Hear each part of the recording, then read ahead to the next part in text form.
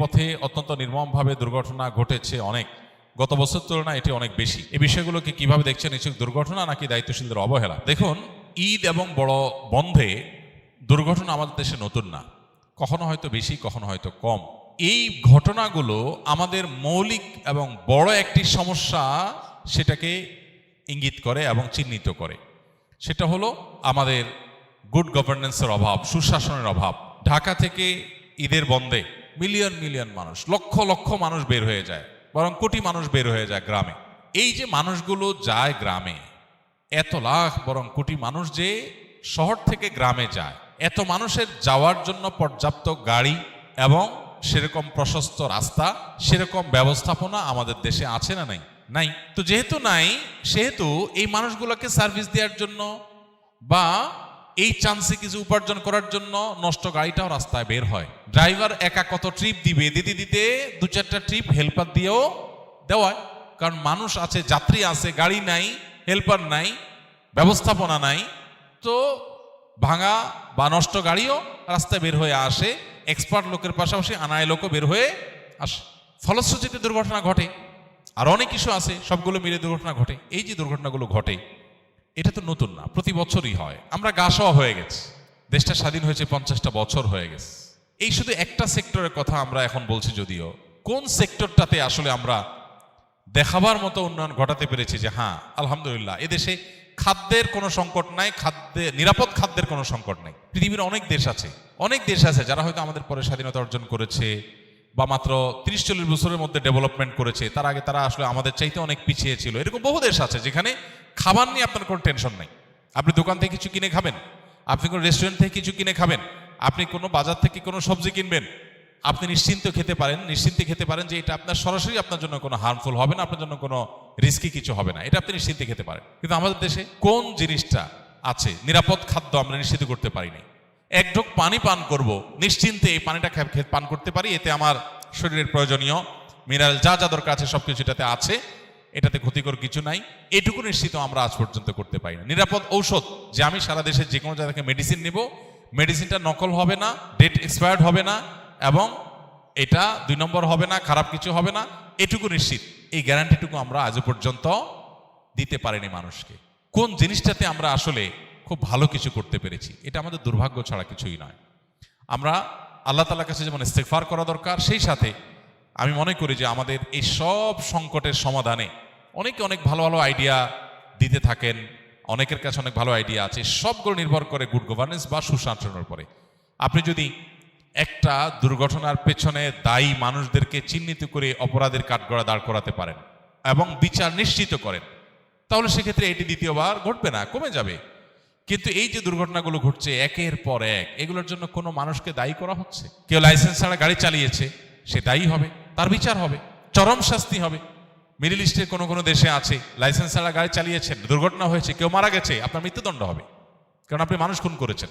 আপনার অনুমোদন নাই রাস্তায় বের হওয়ার, আপনি বের হয়েছেন, এরপরে মানুষ মারা গেছে মানে আপনি খুন করেছেন, আপনার মৃত্যুদণ্ড বা চরম শাস্তি আপনার হবে। এই যে অপরাধ দমনের জন্য সেরকম আইনের শাসন প্রয়োগ, সুশাসন, নিয়ম শৃঙ্খলা প্রতিষ্ঠা, এই জিনিসটা যদি না হয় তাহলে এই পরিস্থিতিগুলো আসলে কখনো আমাদের দেশে কমবে না, ভালো হবে না। তো এই বছর তুলনামূলক অনেক বেশি হয়েছে, সন্দেহ নাই। এটা সংশ্লিষ্ট যারা আছেন তাদের দায়িত্বশীলতার জায়গাকে আরো অনেক বাড়িয়ে দেয়।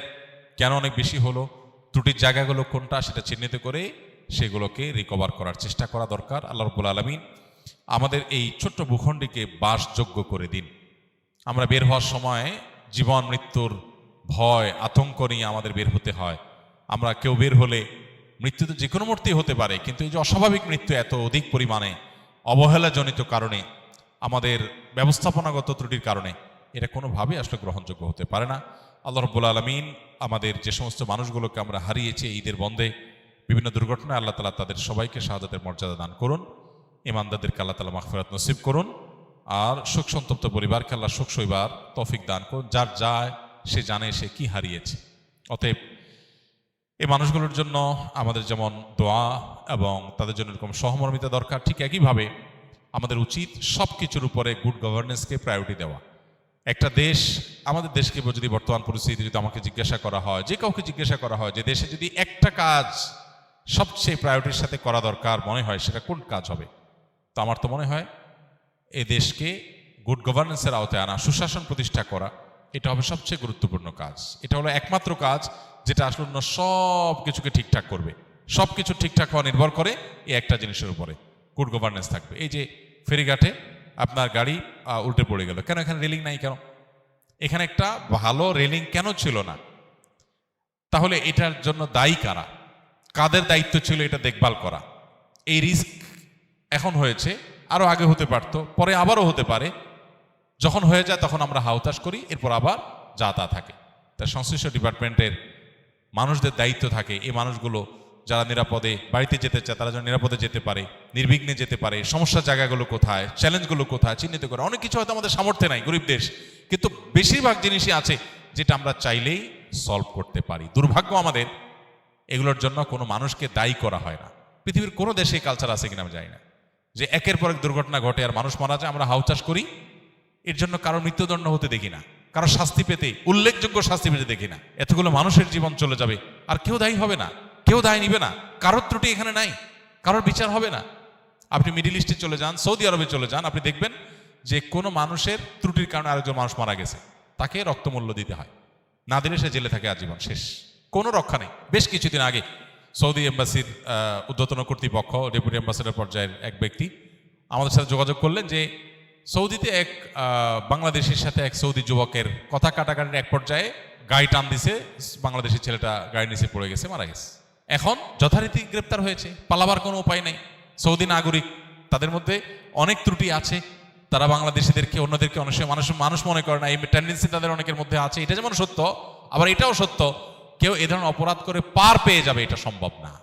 সে গ্রেপ্তার হয়েছে এবং তার মৃত্যুদণ্ড ঘোষণা হয়ে গেছে, শেষ, যে কোনো মুহূর্তে মৃত্যুদণ্ড হবে। এখন তার ফ্যামিলি সৌদি এম্বাসির হাতে পায়ে ধরছে যে মৃত ব্যক্তির আত্মীয় স্বজন যদি মাফ করে, শরিয়া দৃষ্টিকোণ থেকে মাফ পায়, প্রয়োজনে টাকার বিনিময় হলেও তারা মাফ করতে পারে, যেন মৃত ব্যক্তির আত্মীয় স্বজনকে বুঝায়া মাফটা আদায় করা যায়। তারা চেষ্টা করছে, যদি মাফ না করে তাহলে মৃত্যুদণ্ডই হবে। সৌদি বাদশাহ এই মৃত্যুদণ্ড ঠেকাতে পারবেন না। এ হলো আইন, এটাই হলো শরিয়ার বিধান।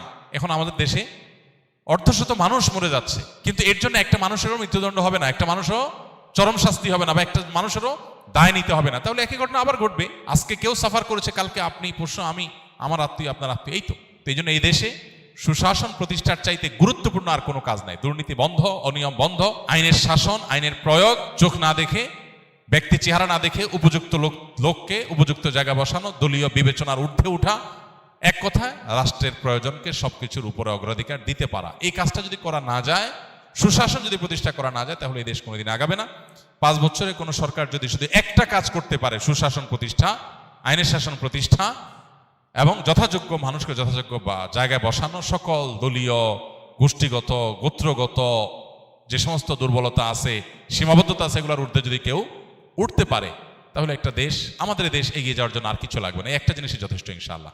প্রাইভেট সেক্টরগুলো যথেষ্ট ভালো কিছু করতে পারে, শুধু গুড গভর্নেন্স প্রতিষ্ঠা হলেই, ব্যক্তিগত প্রচেষ্টায় বা ক্ষুদ্র ক্ষুদ্র প্রচেষ্টায় দেশ সোনার দেশে পরিণত হতে পারে।